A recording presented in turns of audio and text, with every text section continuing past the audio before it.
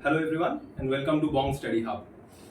Today we are going to start with the PYQ series of Wbjee 2024 and I am starting off with Electrostatics part 1. Electrostatics should come in two parts. One will be in this lecture I will be discussing about the previous year questions of the past 3 to 4 years which had come on the topics of dipole and potential field, and this will be covered in this lecture, and this second part will be consisting of capacitance and capacitors.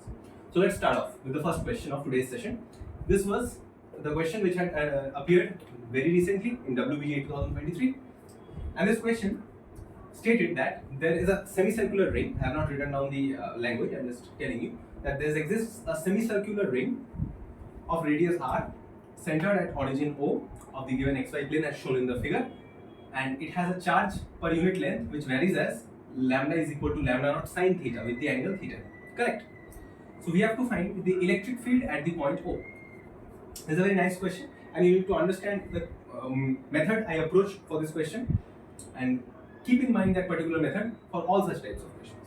So for this, what we do is we use the integration method. Why integration should come into our mind? Because this basic the charge over here is varying with respect to theta.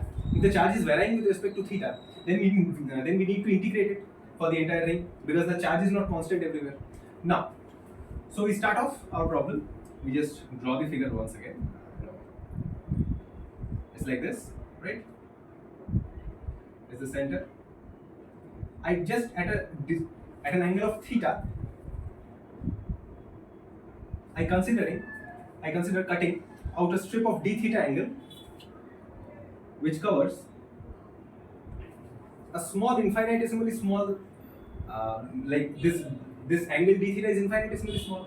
So this arc length ds, which will be equal to obviously r d theta, will also be infinitesimally small. Right.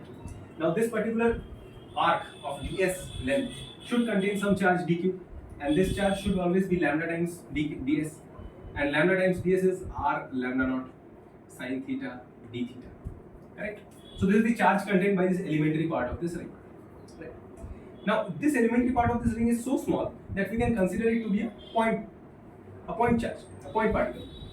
So if I consider it to be a point charge, and if I consider this span of d theta to be very negligible, then I can consider that at this point O, due to this point charge, electric field will be directed towards this direction, and the electric field due to the small charge dq will be dE, suppose. Right. Now we know for a point charge, electric field expression is given by k, where k is 1 upon 4 pi epsilon naught, q, which is dq over here, upon the distance squared, which is r squared. Right?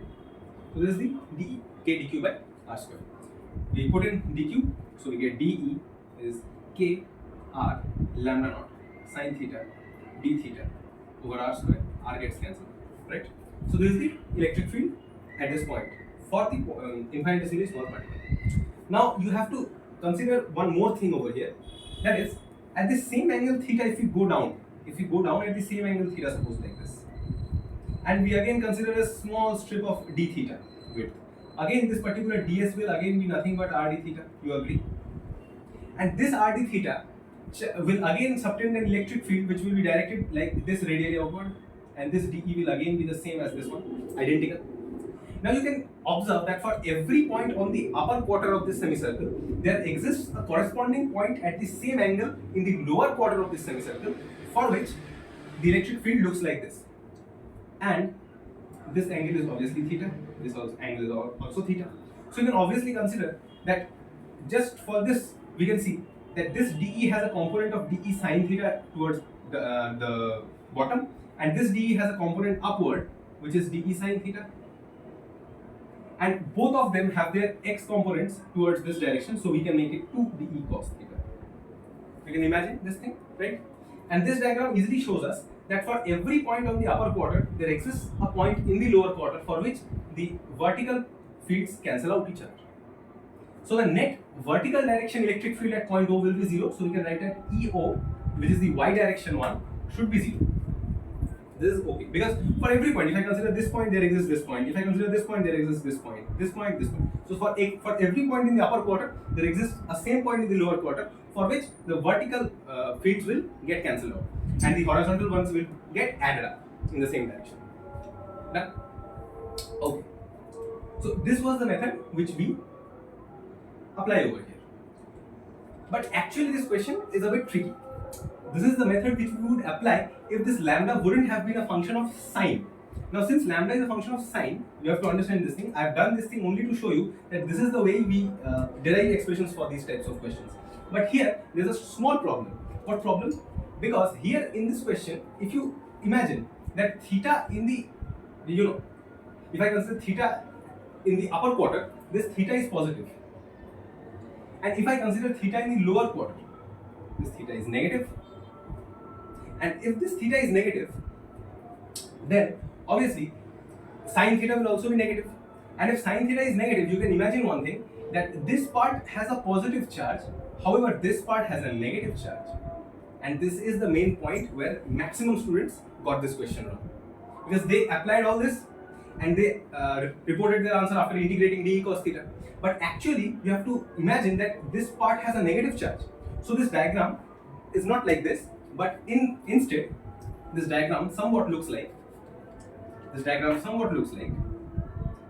Just look at this. At this point, if due to the positive charge, like at theta, this is the strip, and if this is dE, then due to the negative charge at the same theta, okay, here, this will be directed in this direction, in the reverse direction. Like at this point O, one dE is towards this direction, another dE is towards this direction. This is the actual diagram. This is where you got it wrong, right? So this is where students need to be very careful. That's why I'm showing you, right? So now the question needs to be solved correctly. Now now we are done with the directions. Now we see this angle is theta, this angle is theta. No. This angle is theta, this angle is theta. So this is dE cos theta. Look, now the dE cos theta components will be cutting out, cancelling out each other, and 2dE sin theta will be towards the downward direction. Got it? So the final resultant small electric field which you need to integrate for this entire expression is 2dE sin theta, or whatever. If you integrate dE sin theta for minus pi by 2 to pi by 2 limits, you would get the same answer. So now our E at this point y would be integration of dE sin theta from minus pi by 2 to pi by 2, and the E at the x component will obviously be 0 because dE cos theta is cancelling out. So this was the basic mistake which you shouldn't make in your paper, right? So this is done. Now this is a simple easy integration. If we just consider the data, like dq was, I think, lambda naught sin theta into lambda into ds, which was rd theta, correct? And dE was k dq by r square, which was obviously k lambda naught sin theta d theta over r. So this was dE. Now we put dE sin theta. dE sin theta is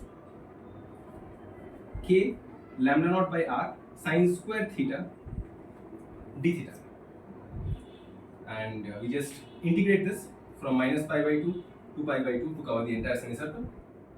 Now we just integrate this thing, minus pi by 2, pi by 2, and you know sin square theta trigonometrically it can be written as 1 minus cos 2 theta by 2, right? And you just integrate this thing, just rubbing some part. You should be copying it up, right? So this turns out to be something like k lambda y naught by r, and this integration is nothing but d theta. One is half d theta, which is theta, from minus pi by 2 to pi by 2, and another one is cos 2 theta. Integration of cos 2 theta is sin 2 theta upon 2. So this becomes 1 by 4, and at this theta you put minus pi by 2. So this becomes k lambda naught by r. This becomes pi by 2 minus minus pi by 2, which is pi. So this entirely becomes pi by 2, and this becomes 1 by 4, and sin 2 theta is approximately 0, 0. So it's actually 0, right? Because 2 theta, 2 times pi by 2 is also 0, and 2 times minus pi by 2 is also 0. So this comes as k lambda naught pi by 2 r, and this was the final answer to be marked in the paper, and this was directed towards the y direction, and towards the negative y direction we have already seen, because the diagram was something like this, correct? And the negative y direction was the resultant direction. So the resultant field at O would be, in vectorial notation, minus k lambda naught pi by 2r j cap, like with a minus j cap. Correct? This was the final answer to be reported. কত minute 15 minute হয়ে গেছে না 10 minute Come on. Let's move on to the next question. Question number 2. This is also from Wbjee 2023. Right. So it says a dipole P vector is placed at origin along the z-axis. So it's placed at the origin, okay, it's placed at the origin and along the z-axis. So its head is pointing towards the z-axis. We know how the direction of a dipole is denoted from the negative charge to the positive charge. If we have minus q and plus q constituting a dipole, then the direction of this dipole is along the positive charge directed from the negative charge. So we can easily understand that the negative charge is over here and the positive head is over here, right? So this is the direction of the dipole. So it's along the z-axis. Okay. It says that find the work done to move a point charge q, this is q, a point charge q from this point a comma 0 comma 0 to 0 comma 0 comma a. So what it says is, what is the amount of work done in order to move a point charge from this point to this point? This is the question. So basically, after watching the word work done, what needs to come to your mind is, work done in electrostatics is basically change in potential energy. Whatever, in entire mechanics as well. We know one thing, work done by external agent, any work done by external agent, nothing is said means work done by external agent, is always equal to the change in potential energy of the system. Change in potential energy of the system is potential energy final minus potential energy initial. Correct? And in electrostatics, you must know that potential energy is given by charge times potential. Correct? Where potential is the electric potential at a point, right?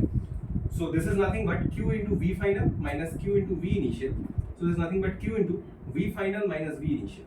So we can see that work done by the external agent is change in potential energy, which is charge times multiplied by final potential minus initial potential. Correct? Okay. So this was the basic thing. So let's approach this question in the same manner. So first point is a comma 0 comma 0, that is a in the x direction. This is the point.